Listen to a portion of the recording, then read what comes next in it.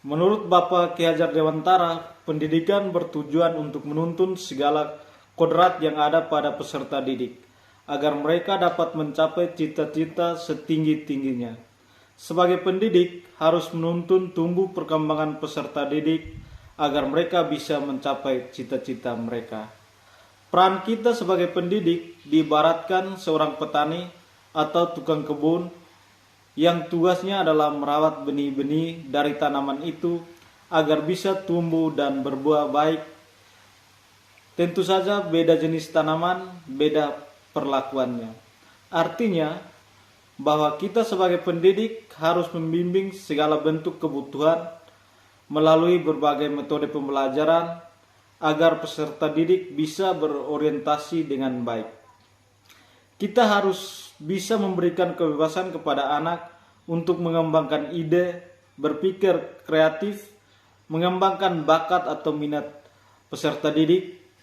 Tapi kebebasan itu bukan berarti kebebasan mutlak.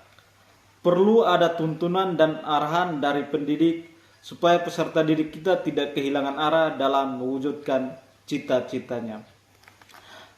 KHD juga mengingatkan para pendidik untuk tetap terbuka dan mengikuti perkembangan zaman yang ada, namun tidak semua yang baru itu baik. Jadi perlu kita selaraskan. Indonesia juga memiliki potensi-potensi kultural yang dapat dijadikan sebagai sumber belajar. KHD menjelaskan bahwa dasar pendidikan peserta didik berhubungan dengan kodrat alam dan kodrat zaman. Kodrat alam berkaitan dengan sifat dan bentuk lingkungan di mana anak berada, sedangkan kodrat zaman berkaitan dengan isi. Artinya bahwa setiap anak sudah memiliki sifat atau karakter yang berbeda.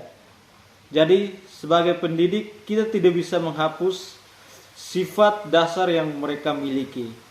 Yang bisa kita lakukan adalah membimbing mereka supaya mereka memiliki sikap yang baik sehingga sikap mereka yang buruk tak kelihatan. Dalam pembelajaran kita berpedoman pada budi pekerti karena budi pekerti merupakan bagian yang tak terpisahkan dari pendidikan dan pengajaran yang kita lakukan sebagai pendidik. Kita sebagai pendidik harus memberikan teladan yang baik bagi peserta didik dalam mengembangkan budi pekerti. Kita wajib melakukan kegiatan-kegiatan yang membiasakan siswa untuk menanamkan nilai-nilai budi pekerti seperti ucapan salam.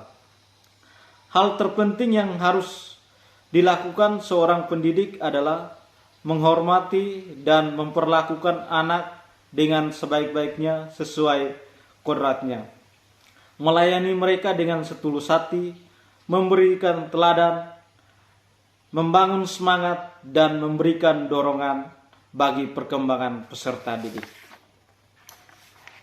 Sebelum saya mempelajari pemikiran-pemikiran dari Bapak Ki Hajar Dewantara, saya membina peserta didik saya dengan tindakan-tindakan saya yang tegas dan menghukum mereka untuk merubah tingkah laku mereka.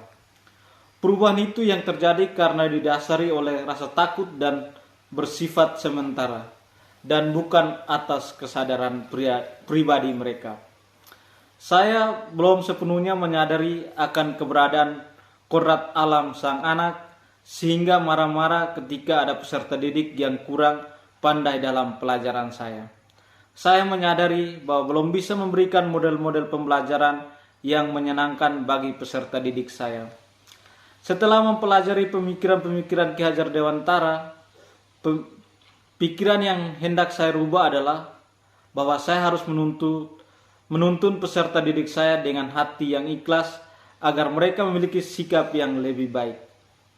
Sebagai pendidik, jangan memberikan hukuman yang sifatnya tidak mendidik, tapi memberikan teladan agar mereka bisa meniru dan menerapkan di lingkungan sekolah mereka. Demikian kesimpulan dan refleksi saya tentang pemikiran-pemikiran Ki Hajar Dewantara. Sekian dan terima kasih.